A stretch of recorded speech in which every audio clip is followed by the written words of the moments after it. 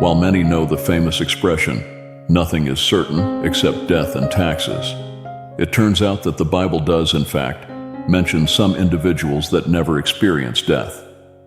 While many may initially think of Jesus as an example, it is a central belief in Christianity, as per the Gospels, that Jesus did indeed die before his resurrection from the dead. However, the Bible actually gives us the names of 3 individuals that never saw death. The third person is the subject of one of the biggest mysteries in the Bible. Dear friends, the connection we share here is special, and I would love to hear more about what you would like to see in our upcoming videos. Please leave your suggestions and requests for Bible stories or specific prayers that touch your heart in the comments below. This channel is our community space, and I'm eager to bring content that is meaningful to each of you. Together, we can explore and learn more about the richness of the Scriptures. I look forward to your contributions. Number 1. Enoch occupies an extraordinary place in biblical history as the first person documented to have escaped the grasp of death. Emanating from the line, distinct from Cain or Abel, Enoch was born from the lineage of Adam and Eve's third son, setting him apart as the progenitor of a lineage that would include notable figures like Noah. Living in times before divine decrees capped human longevity, Enoch's life, extending to 365 years, breaks the mold not just in duration, but in his relationship with the divine. As the generations following Adam diverged into ways of wickedness, Enoch charted a different course. In a world careening towards the moral chaos that would prompt the Great Flood, Enoch's life was a beacon of fidelity to God. Such devotion is encapsulated in the poetic lines of Genesis 5:22-24, which declare that Enoch's existence was so aligned with the divine will that mortality itself was sidestepped, and God took him directly into the heavenly realm. This extraordinary ascension is a prominent feature in Enoch's narrative. He skips the inevitable human rendezvous with death, an end that aligns him more closely with celestial beings than with his earthly kin. Luke's gospel acknowledges his significance, tracing Jesus Christ's lineage back to Adam through Enoch, and in doing so, binds Enoch's narrative with the foundational faith story of Christianity. The New Testament's book of Hebrews includes Enoch and its gallery of faith heroes, attributing to him divine pleasure, the ultimate commendation for a life well lived. Hebrews 11:5-6 situates faith at the heart of Enoch's story, depicting it as the quintessential requirement for gaining God's favor, a testament to the belief that sincerely seeking God reaps divine rewards. Further testament to Enoch's unique destiny is the book of Jude, where his prophetic talents shine. The text attributes to Enoch foresights of judgment and righteousness, projecting not only his words, but his very essence into the future, coursing through time to the advent of Christ himself. Furthermore, Enoch's encompassing influence is palpable in his great-grandson Noah, a man whose own story of courage and righteousness finds echoes in that of Enoch. The flood narrative, aside from being a tale of purification and second chances, is also a legacy of Enoch's steadfastness and spiritual integrity, proof of divine favor that could safeguard a lineage amidst humanity's greatest tribulation. The biblical recounting of Enoch's life, curt as it is in detail, is imbued with themes of awe and wonder. His story exceeds traditional interpretations, challenging believers and scholars to ponder the profundity of divine-human interactions, the rewards of piety, and the implications of a life so revered that the usual fate of death is eschewed. The Scripture's repeated phrase, "God took him," stresses Enoch's true departure from life as an act of divine volition. It implies a transition so seamless that the boundary between life and eternity blurs, affirming the reality of a departure predicated solely on faith and divine satisfaction. To consider Enoch is to consider a man who, through his devout living and the ultimate removal from earthly life to a divine abode, sets a precedent for successive generations. His life is memorialized as an everlasting testament to continuous faith, unyielding obedience, and the pursuit of truth. This lasting impact of Enoch's existence stretches beyond textual narratives to become a matter of faith and reflection for all who are heirs to the Judeo-Christian tradition. Most profound is the implication of Enoch's life, his walk with God, and the ultimate fulfillment of his earthly purpose in a supernatural transition. His story offers a template for understanding the depth of connection possible between the divine and human, and stands as an emblem of an exceptional destiny defended by spiritual devotion. It is this blend of mystery, reverence, and divine interaction that solidifies Enoch's standing within the vast tableau of biblical figures. Enoch's legacy is subject to diverse interpretations and theological explorations. Yet the essence of his existence speaks to a universal aspiration for spiritual intimacy and divine approval. These narratives elevate Enoch from mere ancestor to an example of ultimate spiritual achievement, one so closely aligned with the divine that the natural order yields to a higher calling. In a broader context, Enoch's life serves as a motif for understanding ancient views of piety and the human aspiration for communion with the divine. His ascent to heaven, bypassing death, is a narrative that enriches the tapestry of biblical theology and offers a captivating glimpse into the religious imagination that permeates sacred scriptures. The threads of Enoch's story weave a pattern rich in divine favor and celestial mystery. His walk with God, a term that implies continuous and intimate communion, culminates in a conclusion that breaches the confines of mortality. This ancient character, shrouded in both veneration and mystery, thus becomes a symbol of boundless faith, a guiding narrative of aspirational devotion for centuries to come. Number 2, Elijah, the prophet of the northern kingdom of Israel, stands as a titanic figure in biblical history, renowned for his uncompromising warfare against the idolatry that prevailed during the troubled reign of King Ahab and Queen Jezebel. In an era marked by the worship of Baal and other pagan gods, Elijah emerged as the voice of monotheism, dedicated to the worship of Yahweh, the God of Israel. Elijah's audacious courage in confronting the false prophets and the royal household itself is legendary. He entered the biblical narrative suddenly, bearing a divine message to Ahab, a prediction of an extensive drought that would ravage the land as divine retribution for the people's apostasy, 1 Kings 17:01. This calamity, Elijah proclaimed, was a direct consequence of the Israelites' betrayal of their covenant with Yahweh in favor of Baal worship, a cult promoted by Jezebel with fervent zeal. Elijah's life was marked by miraculous events, starting with his pronouncement of the drought which promptly manifested. Trusted as God's instrument, Elijah was directed to the brook Cherith, where ravens provisioned him with food during the nation's ordeal with famine. His subsequent miracles underscored his prophetic authority, from raising the widow's son at Zarephath to the dramatic confrontation with the prophets of Baal on Mount Carmel. There, in a contest of divine power, he called down fire from heaven, which consumed the water-drenched sacrifice, demonstrating the omnipotence of Israel's God and leading to the slaughter of Baal's prophets. However, Elijah's journey was fraught with personal risk and spiritual burdens. Despite his successful demonstration on Carmel, Jezebel's retaliation forced him into a period of exile and despair.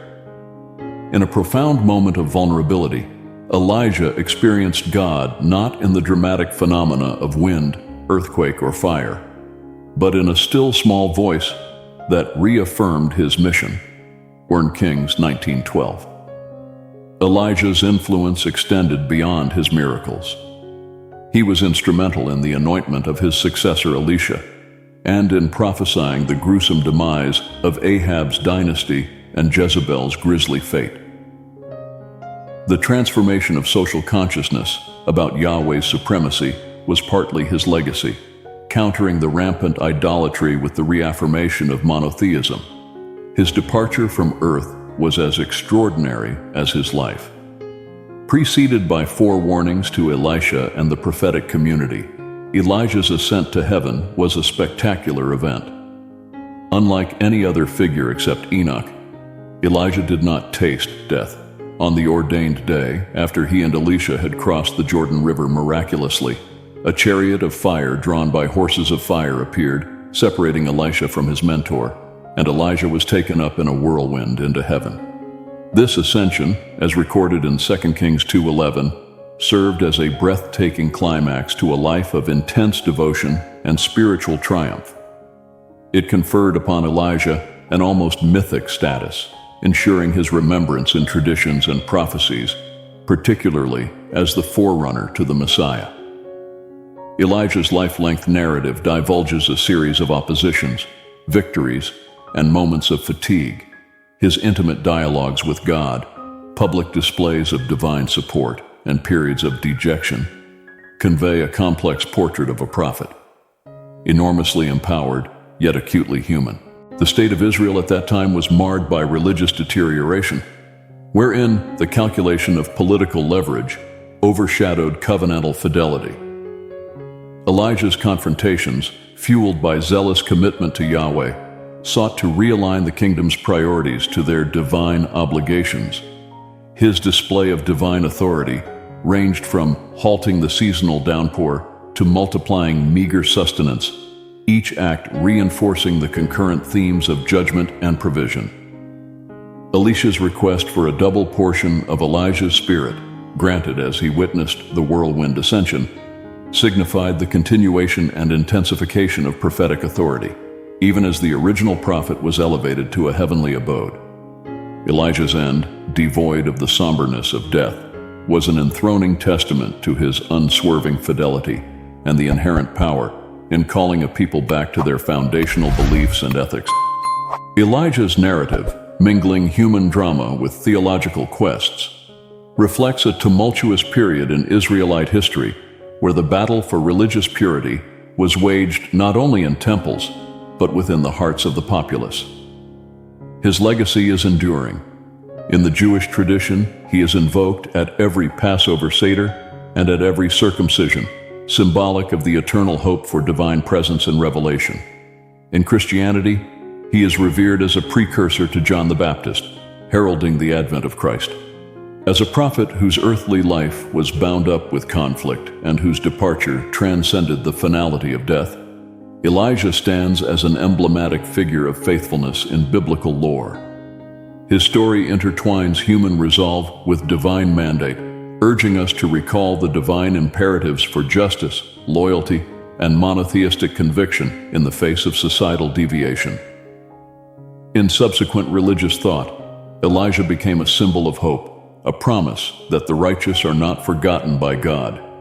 He is the prophetic voice that does not echo into silence, but resounds through time, insisting on righteousness and echoing a divine mandate that transcends earthly existence and mortal constraints. With every retelling, Elijah's story beckons us to consider how firm stands our faith amidst a world often at odds with divine precepts. His earthly sojourn concluded not in death but elevation, a journey into the divine, an end that was not an end but a transformation into lore and anticipation, cementing the immortality of his impact and the ideality of his calling. Number 3. Melchizedek remains one of the most intriguing and enigmatic characters in the Bible, shrouded in mystery and subject to intense theological debate.